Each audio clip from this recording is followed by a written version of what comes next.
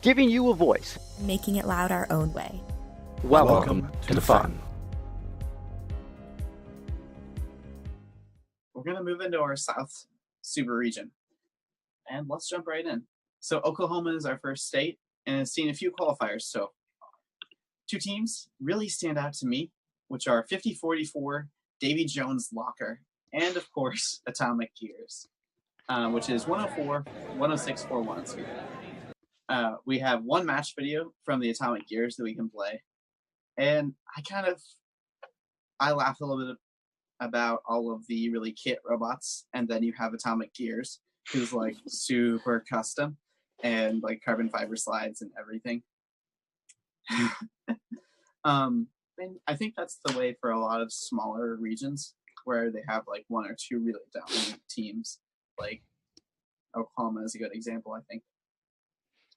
And that's one thing that I've also noticed, even though Oregon itself is a bigger region, if you move out of the Portland area, if you move out of our big metropolitan city, and when you go further south towards the places like Medford with the Southern Oregon League, that's basically how it works. There's one school, St. Mary's, who has amazing teams like TNT and C4, but the others, those guys are out there making their custom parts, really like wrecking the competition, and the other teams are really struggling. So that's one thing that I did want to shout out, like the teams over there, like St. Mary's, are doing a very good job of helping those other teams elevate their experience. So I think that that's something, a really good outreach opportunity and a really good way to improve this program in these kind of smaller regions, where these teams with a lot of resources go and sort of mentor these other teams to elevate the level of competition in the entire area, in the entire region. And yeah, I love that interaction, because I do too. And it's something I don't love about leagues, because with leagues, if you have a really bad league with people who don't have a ton of experience in FTC, it creates these little pockets of people who don't really get very much outside of that region and may just die at league championships every year. So we have the league that the team I mentor goes up against at league championships is pretty bad, and they kind of just hit their head against a brick wall. That is a league who advanced 40% of Iowa last year, and just kind of gives up. So where you have like really strong teams, it pushes everyone in that area to be a lot better. Yeah, and I definitely agree with you, Shashir. I mean, Ethan, my school's two teams are kind of in that situation where the top three teams in the Chicago North League come from the two private schools in the city. And we've definitely recently been trying to push and telling teams, hey, need programming help, call us, or email us, here's our email. Every competition now, our programmer, I think, has programmed 2 robots. We've given let teams borrow electronics. I think the biggest thing is, in order for others to have a great experience, experienced teams need to just jump in and help out. So I'd encourage everyone to do that. Mm-hmm. If it matters to you, it also looks good in the judging room, but that's not why my team does it.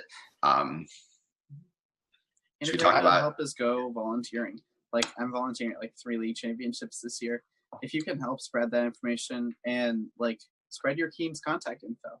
Hey, come scrimmage with us. Come visit our workplace. We'll come visit you guys. I totally agree about volunteering. I've volunteered at 4 events so far this year. I have another 2, one next week, one the week after, 5 more in January and February. It's fun. It's fun. Yeah. Give back. Help out. And can I just diverge from this conversation real quick and point out, look at how quick Atomic Gears was. Like, oh my God. I was watching that robot. It was just zooming across the field. Like, that was insanely impressive. But shall we go back to the recap of Oklahoma State? Yes. So this is really all I could find on Oklahoma. It's a smaller region, and they've only had a few qualifiers. So the other team that we talked about, Davy Jones Locker, had put up a couple 200-plus point matches so far at their qualifier. Atomic Gears maxed out at 256, but that's combined alliance score, so it's not a great example of which team was truly better. My next favorite state to cover, or that I got to cover tonight, is Florida. And we may be experiencing the return of a really dominant masquerade this year. They were awesome in rescue, especially early season. I remember when I saw the robot reveal for the first time, I just kind of like stopped and kind of gave up in my mind for a Yeah. day. I feel They were like definitely- yeah. I crapped my pants and was like, oh God. And then they kind of fell off the last couple of years. They were good last year, and I don't remember anything from them in BV. But hey, so this year we see them on the Red Alliance. They're parked in between Auto and Telia. Something about their autonomous that's pretty cool is they just dropped from the lander, so they kind of just fall 4 inches, and that just works for them. Yeah. I mean, hey, whatever. There you So- go. There you go. So See, I they're an think example again, of a this, high pivot. Oh, sorry. Never you go. works. sorry, go ahead. Yeah, I think So- that this sort of oh, sorry about that. I think that this sort of really shows how like these guys have a strategy, especially for this type of game, because as we've mentioned multiple times, there is that kind of the similarities between this and Rescue, and this is sort of showing their dominance once again. Yeah. They probably saw they're- blocks and balls and jumped for joy. Like, we know how to do this. I remember seeing first pictures of their robot. I was like, is that just the same robot? But it is not. So they are an example of a higher pivot point actuator, ARM-based mechanism. And the biggest disadvantage that a lot of people figured out with high pivot points is that you sacrifice some of your center of gravity. So as you're rotating your arm, you are more likely to tip. So these guys have their whole arm as a linear slide. So it all collapses back into the 18 inches, and then they rotate. So they aren't throwing their center of gravity way out while they are trying to score. And that keeps the mechanical simplicity of having one intake and that also being their outtake.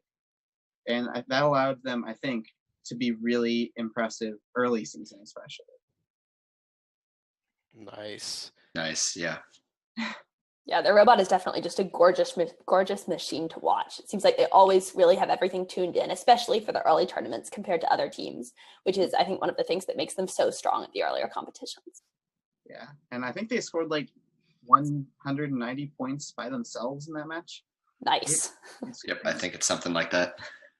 That's amazing. and then you can see they use a winch to hang. It looked like. Interesting. So that kind of explains why they drop instead of like lowering down slowly, because they probably just have a one-use winch. I see. Yeah. Okay. Yeah. There you go. I think Oh, the okay. fact that they are able to build a robot that can withstand those repeated, short but still significant drops is also really a testament to their building ability. Yeah. Because I know there are certain robots that my team has built that I'd be a little concerned to drop a few inches before every single match. So I think that's something that they've done really well to be able to handle. I think I it's remember- it looks like an 8-wheel drive, which is probably pretty sturdy. Yeah. I remember the Wizards robot in 3 days. It had like a cantilever. So I was like, why is your wheels bent out? And Arjun was like, so our coach wanted to know if we could drop our robot from 4 inches. Yeah. So moving on to our next state, we have Louisiana, which is one of those states with one big name. They have Dark Matter, who was 10331 last year, and have gone 10337. through reformation this year and have a new number. So now they're 14374. And they performed really well at Worlds last year. We haven't seen much out of them yet. So if you have Dark Matter leaks, I want to see them. Next up, Missouri. We've seen some OPR. We see kind of the standard names out of Missouri. 3409 put up 136.2 OPR. That's the Astromex team. 5905 put up 120 OPR. And 8358 Team Titanium Tech, not to be confused with Titanium Tech, is like blowing away Missouri with 211 OPR.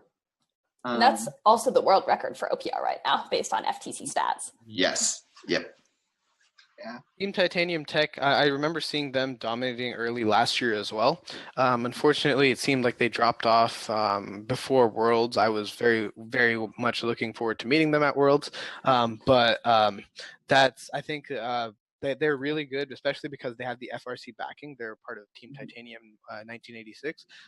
That they really know how to create a solid robot right out the gate. So I'm very interesting and I'm very interested in seeing how they progress come the season. So next up we have Arkansas.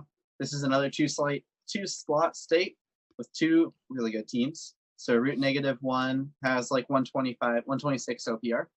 And I harp on OPR being bad, but it's all we have. So if you have better data on these teams, join our Discord through the link in the description and get us some more data. And if you have any videos as well, send them to us. As you can see, we don't have a ton of videos yet. Or you can upload them to the Orange Alliance. There's a way to do that. So there's a lot of options. Do those things. And I haven't heard anything from the Tech Hogs yet. So my Tech Hogs guys, get on that. Let us know what you're doing. Show us your robots. States we don't have any info on yet are Kansas, Mississippi, South Carolina, and Georgia. Excuse me. Thank you to all of our co-executive producers, keeping fun loud, live, and independent. Pledge your support at patreon.com/first updates now.